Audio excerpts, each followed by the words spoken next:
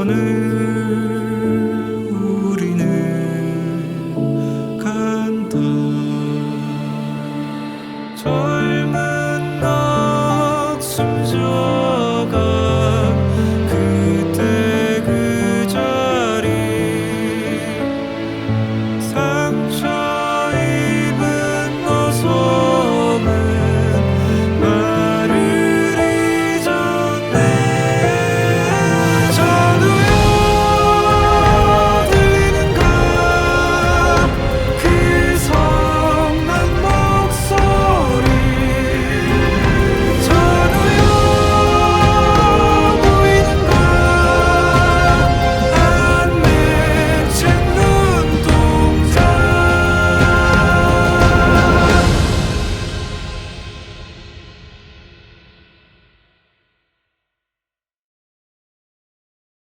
사채와 도박으로 전전긍긍하는 백수성기훈. 엄마도 오늘 훔쳐 경마장에 가서 도박을 하고 다니는 시궁창 인생. 딸의 생일 선물은 인형 뽑기로 땅권총 라이터. 하지만 딸은 새아빠 따라 미국으로 간다 하고 사채빚도 갚아야 해서 큰돈이 절실. 그때 한 남자가 나타나 딱지치기를 하고 명함을 받고 명함에 적힌 번호로 연락을 하자 의문의 차가 오고 탑승을 하고 가는 동안 숙면 도착해보니 총 참가자 456명 총 상금 456억 원. 게임 시작 전 프로필 사진을 찍고 시작된 첫 번째 게임. 움직이면 탈락 근데 1승에서 탈락. 사람들은 패닉에 빠지고 기운은 넘어질 뻔했지만 나름 참가자다 잡아줘서 겨우 통과한다. 게임이 끝난 뒤에 상금이 떨어졌지만 참가자 대부분 겁에 질려 투표를 통해 게임은 중단됐고 참가자들은 집에 돌아간다. 하지만 돌아온 현실이 더 지옥. 결국 다시 게임에 참가한다. 경찰 진원 실종된 영광 기운의 명함에 영광을 발견. 기운이 탄철 몰래 따라가 지능 영혼을 제압해 변장.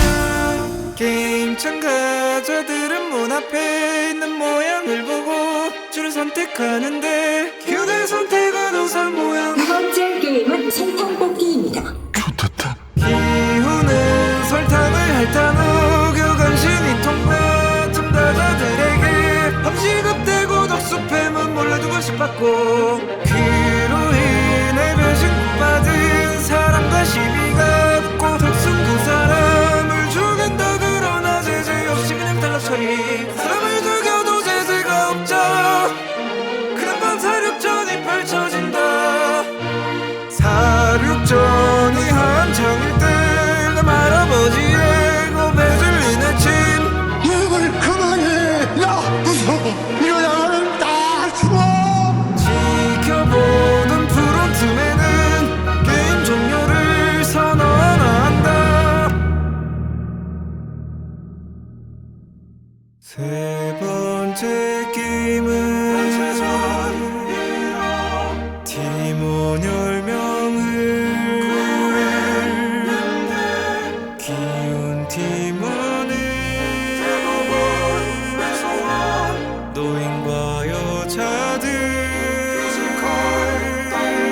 세 번째 게임은 줄다리기입니다. 패배한 팀은 피지컬 적으로 게임 시작 후 누워서 버티다 갑자기 세 발자국 전진. 상대팀은 넘어지고 그 틈에 잡아당겨 상대팀을 모두 2승에서 탈락. 기운 팀이 통과. 한편 경찰 출동하고 오징어 게임 우승자 리스트. 자신의 형에 있는 걸 확인한다.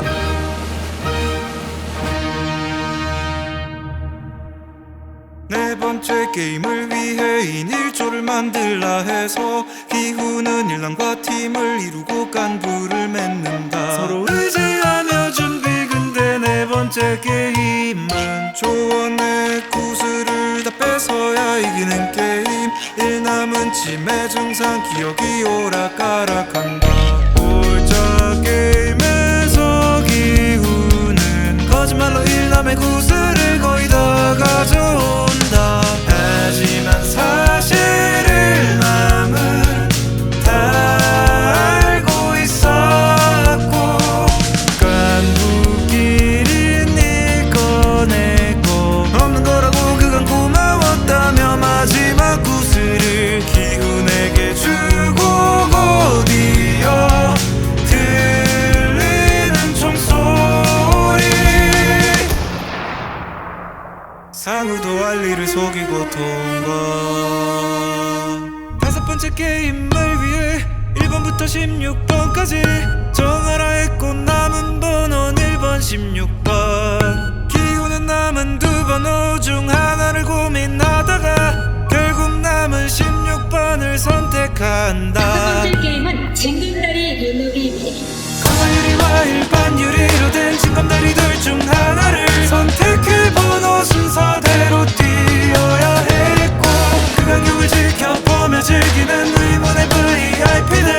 기훈 상우 세 병만 살아남는다. 한편연을 찾기 위해 잠입한 경찰 준호는 결국 프론트맨과 만나는데 프론트맨이 사실 형이었고 준호는 형에게 총을 맞고 절벽에서 떨어진다. 마지막 게임 전 상우는 부상 입은 새벽을 죽인다. 최종 생존자는 성기훈과 상우. 마지막 게임은 오징어 게임. 하지만 기훈은 게임 이기기 직전 게임을 포기하려 하고 상우는 기훈에게 자신의 엄마를 부탁한다며 자결. 결국 성기훈이 최종 우승자가 된다. 일상으로 돌아와 보니 어머니는 돌아가셨고 기훈은 상금을 쓰지 않고 폐인처럼 지냈는데 깐부에게서 온 초대장 적혀있는 장소에 가보니 오징어 게임의 설계자는 오일남 영감이었다. 기훈은 딸을 만나러 미국을 가려던 중 도깨비가 다른 사람과 딱지치기 하는 것을 목격.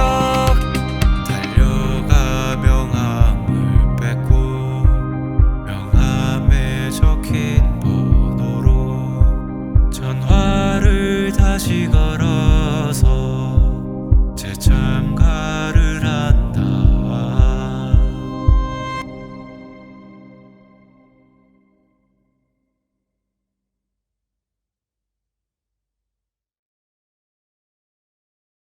(1945년 8월 15일) 일본의 식민지배를 받던 우리나라는 일본의 무조건 항복으로 해방됐다. 광복이후 미국과 소련은 한반도에 남아있는 일본군의 무장 해제를 돕는다는 명분으로 들어왔다. 두 나라는 38선을 긋고 북쪽에는 소련군이 오고 남쪽에는 미군이 와서 분할 통치했다. 소련은 한반도를 사회주의 정부로 미국은 한반도를 자유주의 정부로 수립하기를 원하였다. 이는 때문에 갈라진 한반도에서 정상거를 하려 했어. 북한의 반대로 해방만 선고하여 대한민국 단독 정부가 수립되었고 이승만이 초대 대통령이 되었고 북한도 김일성을 수상으로 한 정부를 수립했다. 김일성은 한반도의 공산국가 통일을 위해 전쟁 준비를 했고 스탈린에게 전쟁 동의를 구했지만 스탈린은 남한에 주둔한 미군과 전면 충돌을 우려해 계속 거부했다. 그러나 남북의 정부가 수립되자 미군 소련군은 철수했고 김일성은 중국의 마오쩌둥을 설득해 동의를 받아내고 결국 스탈린의 동의까지 받아내며 전쟁을 시작한다.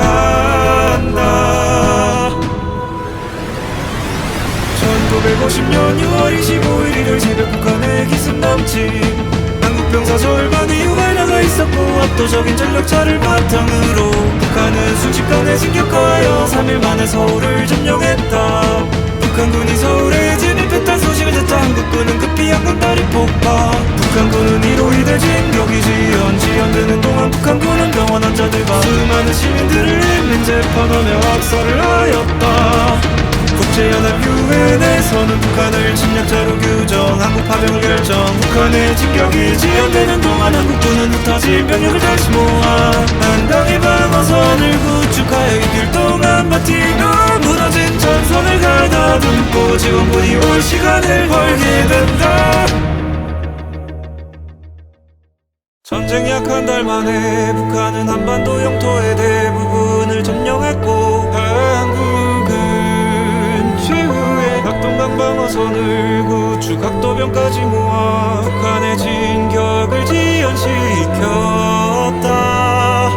북한도 병력 대부분 낙동강 쪽에 집중시켰고 수많은 전투 속에서 한국군과 미군 북한군에서 수많은 전사자가 나왔다. 한편 유엔군 정사령관 메가더는 전세를 뒤집기 위해 적의 후방을 끊어 보급을 차단하고 적들을 포위할 수 있는 인천으로 상륙 작전이 필요하다고 생각했지만 조수간만의 차가 커서 위험하기 때문에 반대 소리가 컸다. 하지만 메가더는 끝까지 밀어붙여 인천 상륙 작전을 감행한다. 같은 시간 북한을 교란시키기 위해 대부분 각도병으로 구성돼 약 772명의 부대원들이 전사 상륙 작전에 투입됐고 열악한 상황 속에 많은 사상자가 나왔지만 북한의 보급로를 끊고 보급부 투하다가 수송선을 타고 탈출한다. 인천 상륙 작전의 성공으로 북한군은 포위당하자 후퇴하였고 한국은 서울 탈환에 성공하고 유엔군이 속속 투입되며 밀어붙이기 시작했다. 한국은 38선을 넘어 북진의 통일을 권했고 미국은 38선을 넘게 되며 소련과 중국의 개입을 걱정해 고민했지만 결국 진격을 결정했다. 낙동강 전투들과 인천 상륙작전으로 피해가 컸던 북한을 후퇴했고 한국군과 유엔군은 평양을 넘어 압록강까지 진격했다. 통일이 머지않아 보였다.